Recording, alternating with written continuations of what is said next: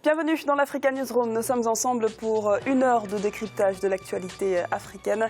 Et en cette semaine spéciale Femmes puissantes d'Afrique, notre dossier du jour sera consacré à l'avenir politique de la Sud-Africaine Nkosazana Dlamini Zuma. Au sommaire également, le 6 mars 1957, il y a 60 ans, le Ghana a proclamé son indépendance. Ce pays d'Afrique de l'Ouest est le premier État souverain d'Afrique noire après 3 siècles de colonisation. C'est la lutte menée par le premier homme fort du pays, Kwame Nkrumah, qui a permis l'accès à la souveraineté. Et ce lundi, des festivités ont eu lieu à travers tout le pays. Et puis, débat autour du sujet sensible de la redistribution des terres en Afrique du Sud. Les mesures en faveur d'une expropriation de la terre sans aucune compensation financière font débat. Des mesures radicales qui ne font pas l'unanimité, y compris au sein du parti présidentiel, l'ANC, le Congrès national africain. Ils sont avec nous sur ce plateau pour en parler. Bienvenue donc à Cecilia Wilson qui est politologue. Merci. Bienvenue également à Melissa Manelli qui est fondatrice et dirigeante du cabinet de conseil international Audivita Solutions. Merci. Et enfin, bienvenue à notre cher éditorialiste Daouda Tall. Merci Gara, bonsoir à toutes et à tous. Tout de suite, l'info du jour.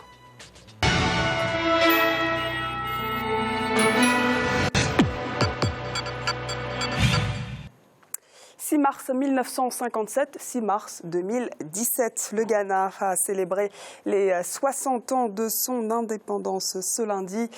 Connu au départ sous le nom de Gold Coast, la nation jouit aujourd'hui d'une riche histoire et après 113 ans de colonisation britannique, le Ghana est devenu le premier pays au sud du Sahara à accéder à l'indépendance. Les précisions de Siamlo, Victoria Sedji. Le 6 mars 2017, le Ghana a célébré ses 60 ans d'indépendance. Ancienne colonie britannique depuis le XVIIe siècle, c'est sous l'influence du Parti de la Convention du peuple, dirigé par Kwame Nkrumah, qu'il obtiendra officiellement son indépendance le 6 mars 1957. Depuis cette accession, 4 putschs et 4 républiques se sont succédés.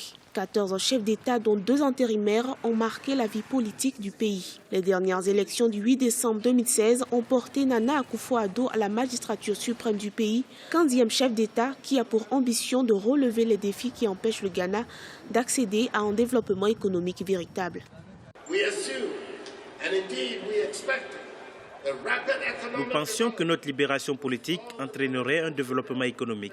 Malheureusement, les retombées économiques qui étaient destinées à accompagner notre liberté ne sont pas encore au rendez-vous. De nombreuses populations restent encore en dessous du seuil de pauvreté. Après 60 ans, nous n'avons pas d'excuses. Il est temps de mettre le Ghana sur le droit chemin et de positionner notre pays là où il devrait être depuis des années. L'économie du Ghana est en proie à une récession avec une forte inflation. Le deuxième producteur d'or et de cacao du continent africain a souffert de l'effondrement des cours des matières premières. Certes, le pays dispose d'énormes potentialités énergétiques et agricoles, mais celles-ci restent encore sous-exploitées. Depuis 60 ans, nous ne présentons toujours pas les critères qui montrent que nous progressons. Plusieurs pays qui étaient à notre niveau il y a de cela quelques années sont loin devant nous. Quelle est donc cette mentalité que nous avons ici qui nous retarde ? La célébration de ce soixantenaire a été l'occasion pour le chef de l'État Nana Akufo-Addo d'inaugurer le musée présidentiel construit dans l'enceinte du musée national du Ghana où la cérémonie de célébration a été accueillie pour la première fois. Ce musée immortalise par exposition photo l'histoire de la République du Ghana et tous ses héros. On vient de le voir, on a abordé les héros du Ghana. On ne peut pas citer l'histoire du Ghana sans oublier Kwame Nkrumah, un homme qui a permis l'accès à la souveraineté du pays en 1957. Quel héritage finalement il a laissé au pays, Daouda ? Je crois qu'il faut saluer d'abord l'action effectivement de Kwame Nkrumah.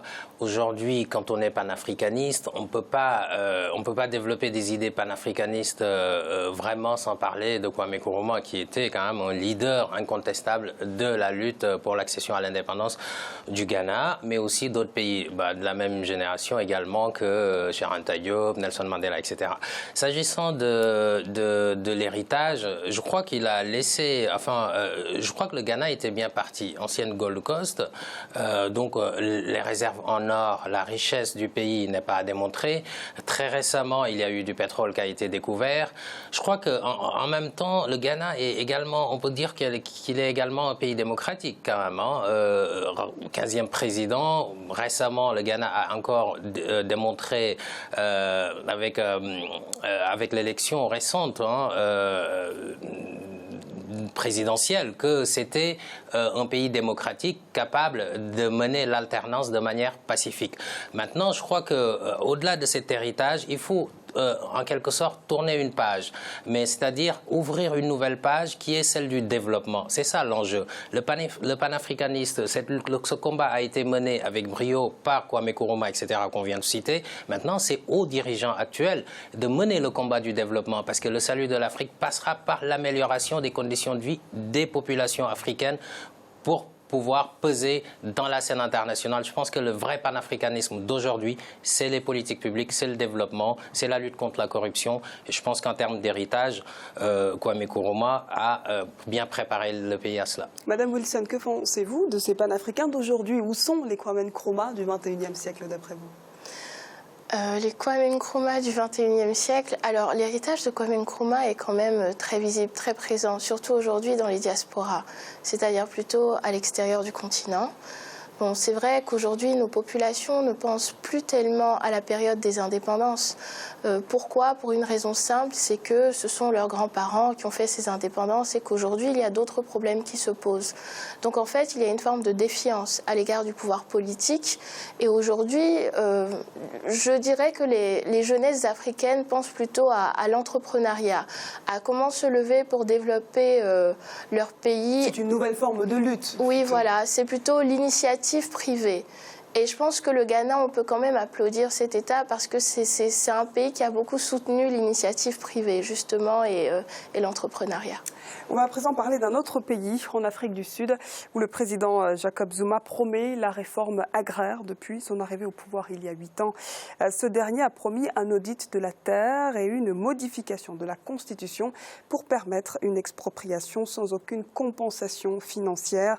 Des propos qui ont surpris au sein même de son parti, le Congrès national africain, l'ANC. Les précisions de Fanny Mounichi. Virage à gauche pour le président sud-africain Jacob Zuma. Le chef de l'État se dit désormais favorable à l'expropriation des terres détenues par les Blancs, et ce, sans aucune compensation financière. Une mesure qui demanderait de modifier la Constitution. Nous devons reconnaître le fait que ceux qui siègent au Parlement, notamment les partis noirs, doivent s'unir car il nous faut 2/3 des voix pour apporter des amendements à la Constitution.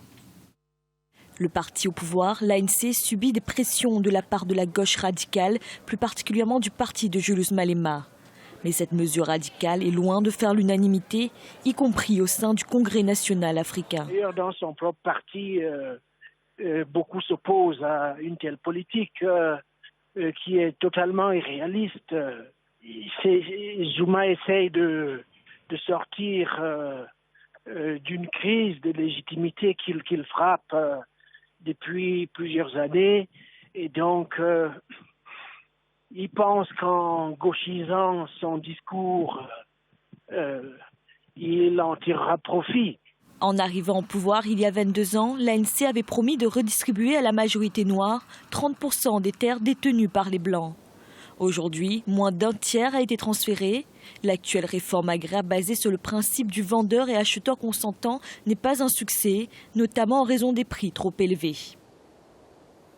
Madame Wilson, d'après vous, pourquoi le président Jacob Zuma a fait un virement un petit peu à gauche, voire à l'extrême gauche? Pourquoi ce discours radical aujourd'hui, d'après vous?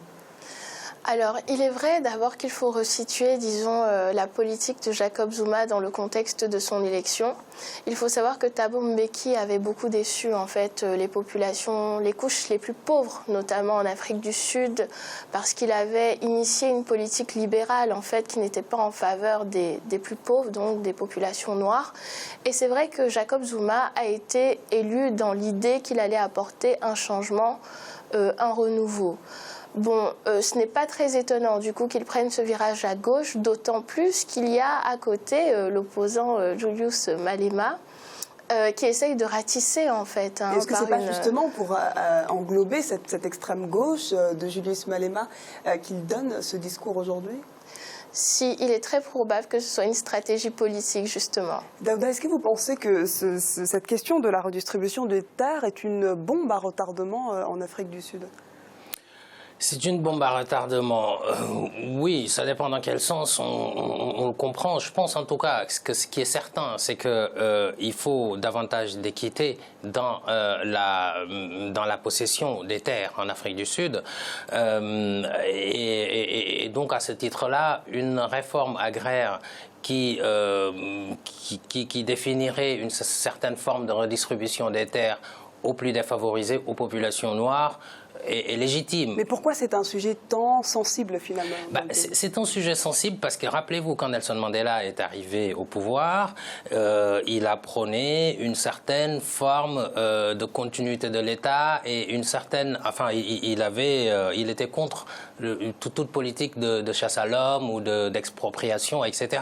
C'est d'ailleurs pour ça que ça s'appelle la nation arc-en-ciel, ce que voulait bâtir Nelson Mandela. Mais en même temps, Nelson Mandela était également pour l'équité, pour la lutte contre les inégalités. Et à ce titre-là, je pense que le fait de promouvoir la redistribution des terres est une forme de justice également. Mais ça pose problème quelque part, parce que tout simplement, quand on regarde le Zimbabwe, quand même, il y a des résultats mitigés par rapport à ce que Robert Mugabe a fait. Bon, comparaison n'est pas forcément raison. Est-ce qu'on pourrait dire que la politique de redistribution des terres en Afrique du Sud est un échec, tout comme cela se produit, en tout cas semble se produire au Zimbabwe? En fait, c'est un échec, on ne peut pas vraiment le dire tout de suite parce qu'il n'y a même pas eu vraiment de redistribution des terres pour l'instant. C'était une promesse de Jacob Zuma. Quand il a été élu, il s'est heurté à un certain nombre de blocages, bien entendu, parce que c'est très risqué quand même. Quand on exproprie un certain nombre de terres détenues par les Blancs pour redistribuer aux populations noires, il faut quelque part avoir une certaine justification. Mais je pense que, étant donné que ce qui est retenu aujourd'hui, c'est-à-dire proposer aux populations, aux Blancs qui détiennent principalement les terres, de revendre par consentement vis-à-vis de l'acheteur, ça ne fonctionne pas parce que déjà les populations noires n'ont pas forcément les moyens d'acheter, etc. Mais le plus important, c'est de faire une réforme de manière à permettre à ces terres d'être utilisées, c'est-à-dire de distribuer peut-être à des populations noires et de les encadrer, de les financer pour qu'ils puissent produire, exploiter ces terres, parce qu'au Zimbabwe, par exemple, c'est bien ça le problème, c'est que, au-delà des sanctions internationales, les terres n'ont pas été valorisées comme c'était le cas quand les Blancs les détenaient. Mais je pense que c'est quelque chose de tout à fait possible avec des politiques d'accompagnement, en redistribuant, en donnant les moyens de produire, si la politique est bien menée et qu'il n'y a pas de chasse à l'homme derrière, ce qui peut quand même poser problème vis-à-vis de l'unité même de la nation. Mais c'est une réforme à faire, je pense. Madame Wilson, il semblerait qu'en arrivant au pouvoir, l'ANC a promis de redistribuer à la majorité des Noirs 30% des terres détenues par les Blancs. Aujourd'hui, il s'avère que moins d'un tiers de ce qui a été promis a été transféré. Qu'est-ce que vous pensez, vous, de cette réforme qui tente d'être installée dans le pays ? Alors, déjà, ça ne m'étonne pas. C'est-à-dire qu'il faut dire ce qui est. L'Afrique du Sud, on connaît toute son histoire et il faut savoir que déjà, c'était en 1913 qu'a été prise une loi qui a été votée qui s'appelle le Native Act, qui en fait redistribuait 90% des terres aux Blancs et laissait tout le reste aux populations noires. Donc finalement, revenir sur des décennies et des décennies, entre guillemets, d'exploitation foncière, c'est assez difficile en très peu de temps, en quelques années, d'autant que certains fermiers noirs n'ont pas forcément les compétences en fait pour gérer ces fermes-là et qu'il faut les accompagner effectivement. Maintenant, pour la réforme de M. Jacob Zuma qui a été décidée, je crois qu'il est même prévu qu'en 2019, tout soit redistribué. Mais ça va être une tâche pas aisée du tout et franchement, il va y avoir une résurgence de l'extrême droite. Merci pour toutes ces précisions. Nous allons à présent marquer une courte pause. On se retrouve dans quelques instants pour la suite de l'Africa Newsroom. À tout de suite.